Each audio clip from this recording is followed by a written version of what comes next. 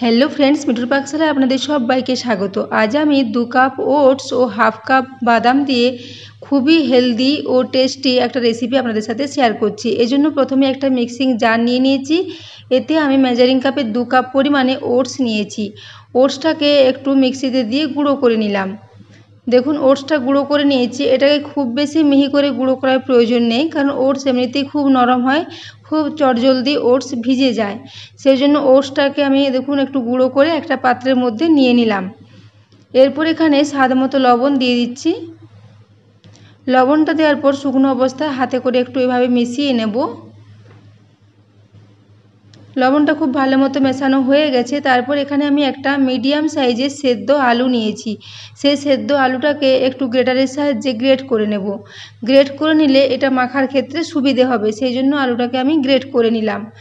দেখুন এখানে আলুটা খুব ভালো করে গ্রেট করে নিয়েছি।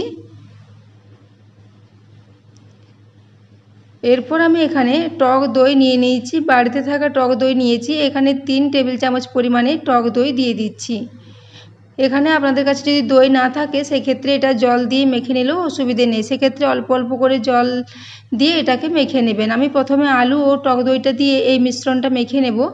যেভাবে আমরা রুটি তৈরি করার জন্য আটা মাখি সেইভাবে এই ওটসের গুঁড়োটাকে মেখে নেব।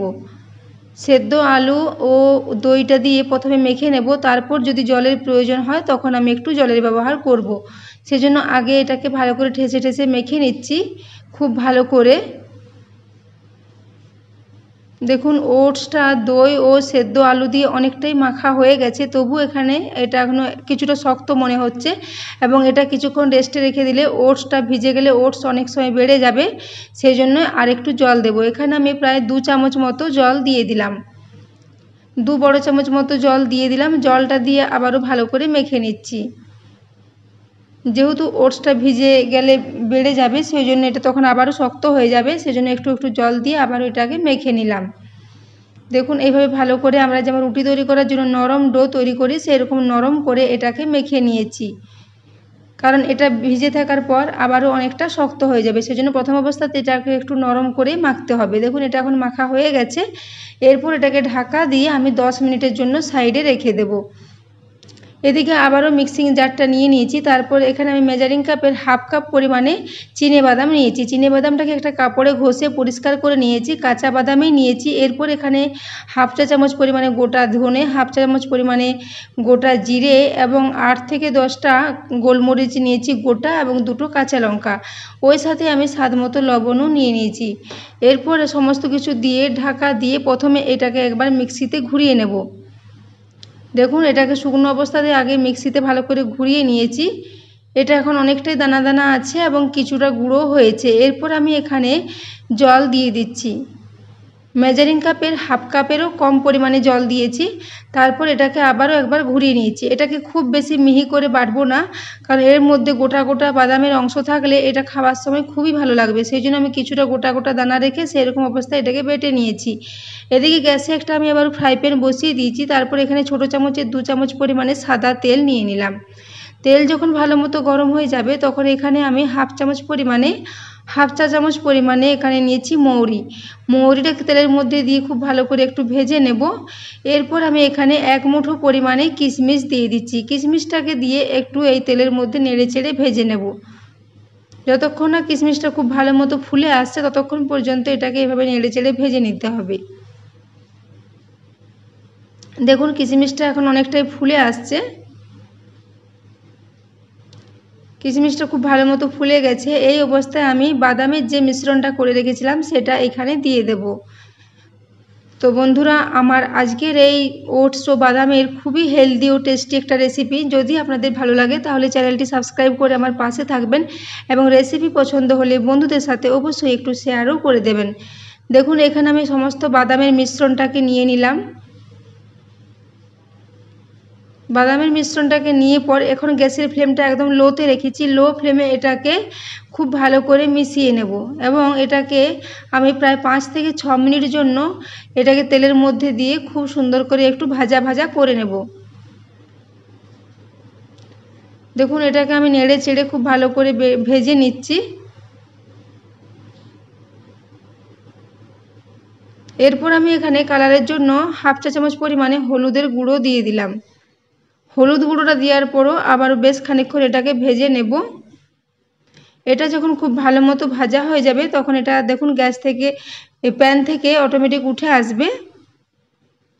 দেখুন এটা ফ্রাই প্যান থেকে খুব সুন্দর মতো উঠে যাচ্ছে। এইভাবে এটাকে নেড়ে চেড়ে প্রায় 5 থেকে 6 মিনিট ধরে লো ফ্লেমে একটু ভাজা ভাজা করে নেব। ক্রমাগত এইভাবে নাড়াতে থাকবো আর এটাকে ভেজে নেব। এটা আমি খুব কম তেলে রান্নাটা করেছি, এতে আমি খুব বেশি তেলের ব্যবহার করিনি। দেখুন এইভাবে চারিদিক থেকে খুন্তি করে একটু নেড়ে দিলে সমস্তটাই উঠে আসবে। প্রথম দিকে একটু লেগে যাবে, কিন্তু এটাকে গ্যাসের ফ্লেমটা লো রেখে এইভাবে ভেজে নিলে এটা খুব সুন্দর মতো ভাজা হয়ে যাবে এবং ঠান্ডা হয়ে যাওয়ার পর এটা একদমই ঝরঝরে হয়ে যাবে। দেখুন এইভাবে আমি এটাকে নেড়ে চেড়ে তৈরি করে নিলাম। এখন এটা একদমই তৈরি হয়ে গেছে। এরপর এটাকে আমি গ্যাস থেকে নামিয়ে একটু ঠান্ডা করে নেব। দেখুন এটা অনেকটা এখন ঝুরঝুরে মতো হয়ে গেছে। এরপর এটাকে গ্যাস থেকে নামিয়ে আমি ঠান্ডা করে নিয়েছি। এরপর আমি ওটসের যে মিশ্রণটা করে রেখেছিলাম সেটাকে এখন 10 মিনিট পর নিয়ে নিলাম। দেখুন এটা এখন যে সমস্ত কিছু জলটা টেনে অনেকটাই শক্ত হয়ে গেছে। এরপর এটাকে আমি হাতের সাহায্যে আবারও একটু ভালো করে মেখে নিচ্ছি। তারপর এটা থেকে আমরা রুটি তৈরি করার যেরকম ডো তৈরি করি সেরকমের ছোট ছোট আকারের লেচি কেটে নিচ্ছি। আমার এখানে 2 কাপ ওটস থেকে প্রায় 7টা মতো লেচি হয়েছিল। দেখুন এখানে আমি 7টা লেচি কেটে নিলাম। এরপর এগুলোকে হাতের সাহায্যে একটু গোল গোল করে নেব। তো বন্ধুরা আজকের এই রেসিপিটা আপনাদের কেমন লেগেছে অবশ্যই কমেন্ট করে জানাবেন, এবং রেসিপিটা যদি ভালো লাগে অবশ্যই একটা লাইকও করে দেবেন। দেখুন এইভাবে আমি হাতের সাহায্যে এগুলোকে সমস্ত গোল গোল করে নিলাম। এরপর আমি হাতে সামান্য পরিমাণে একটু তেল লাগিয়ে নিয়েছি যাতে হাতে আর না লাগে। এরপর আমি দেখুন এইভাবে একটা বাটির মতো করে এগুলোকে তৈরি করে নেব।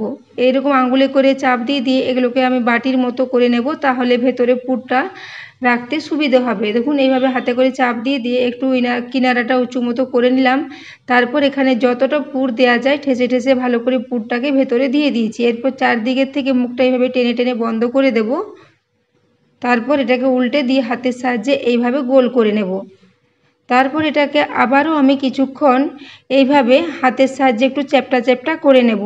এটাকে আপনারা চাইলে একটু আটা দিয়ে মেলনা দিয়ে মেলেও নিতে পারেন ছোট ছোট করে, সেক্ষেত্রেও এটা খুব সুন্দর হবে। কিন্তু আমি এটাকে একটু ছোট ছোট আকারে তৈরি করব, সেজন্য এটাকে আমি বেশি বড় করিনি, হাতের সাহায্যে একটু চ্যাপ্টা চ্যাপ্টা করে নিয়েছি। দেখুন এইভাবে আমি এটাকে চ্যাপ্টা করে নিলাম। এইভাবে আবারও একটা আমি তৈরি করে নিচ্ছি। প্রথমে একটা ডো নিয়ে এইভাবে বাটির মতো তৈরি করে নিতে হবে। দেখুন এইভাবে আমি বাটির মতো তৈরি করে নিচ্ছি। তারপর যে পুরটা তৈরি করে রেখেছি সেটা এখানে আমি দিয়ে দিচ্ছি। তো বন্ধুরা এই রকমের একটা রেসিপি আপনারা সকালে ব্রেকফাস্টে বানিয়ে খেতে পারেন, বা বাচ্চাদের স্কুলের টিফিনে দিতে পারেন, কিংবা বিকেলের দিকে হালকা স্ন্যাক্স হিসেবেও এটাকে ব্যবহার করতে পারেন। এটা খাওয়া ভীষণই হেলদি, এবং যে সমস্ত উপকরণ দিয়েছি সেগুলো সবই শরীরের পক্ষে হেলদি। সেই জন্য এটা বানিয়ে আপনারা অবশ্যই ট্রাই করবেন এবং কমেন্ট করে জানাবেন যে আপনাদের কেমন হয়েছে। দেখুন এভাবে আমি দ্বিতীয়টাও বানিয়ে নিলাম। এইভাবে মুখটাকে বন্ধ করে দিয়ে এইখানে এইভাবে মুড়ে দিয়ে আবারও হাতের সাহায্যে একটু প্রেস দিয়ে এটাকে একটু চ্যাপ্টা চ্যাপ্টা করে নেব।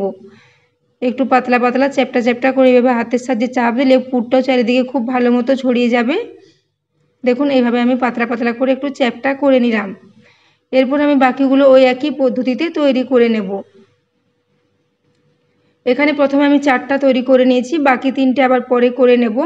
এরপর আমি গ্যাসে একটা তাওয়া বসিয়ে দিয়েছি, রুটি করার লোহার তাওয়া নিয়েছি, তাতে আমি 2 চা চামচ পরিমাণে সাদা তেল দিয়ে দিলাম। তেলটাকে আমি তাওয়ার চারিদিকে একটু ভালো করে ছড়িয়ে দেব।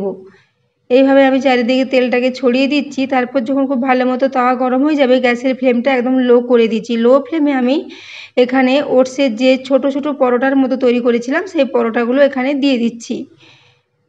এর সাথে আলু দেওয়া আছে বলে এগুলো দারুণই মুচমুচে হয় এবং ভীষণই হেলদি হয়, এবং আলু দেওয়ার জন্য এর বাইন্ডিংটাও খুব সুন্দর হয়। এটাকে তৈরি করার সময় ফেটে যাওয়ারও কোনো ভয় থাকে না। সেই জন্য এটাকে যদি আলু দিয়ে তৈরি করা হয় এটা খেতে দারুণই টেস্টি এবং মুচমুচে হয়। দেখুন একদিকটা ভাজা হয়ে গেছে। এরপর আমি আবারও অপর দিকটা উল্টে দিলাম। এরপর আমি সাইড থেকে আবারও একটু পরিমাণে সাদা তেল দিয়ে দিয়েছিলাম।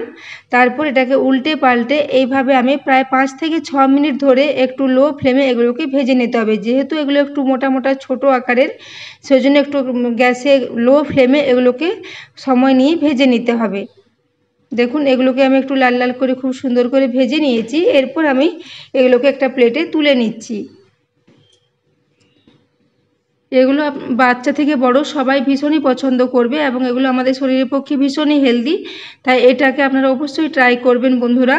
দেখুন এরপর আমি এটাকে প্লেটের মধ্যে 4টা তুলে নিলাম। এরপর বাকি যে 3টে ছিল সেগুলো আমি একই পদ্ধতিতে ভেজে নিয়েছি। দেখুন এগুলো উপরটা কতটা মুচমুচে হয়েছে এবং ভিতরটা একদম বাদামের পুরে ভর্তি, এবং কিশমিশ দেওয়ার জন্য এগুলো মুখে পড়লে খেতে একটু মিষ্টি মিষ্টি লাগবে এবং ভীষণই টেস্টি হবে। দেখুন এগুলো আমি একটা কেটে দেখিয়ে দিলাম, ভিতরটা একদম বাদামের পুরে ভর্তি।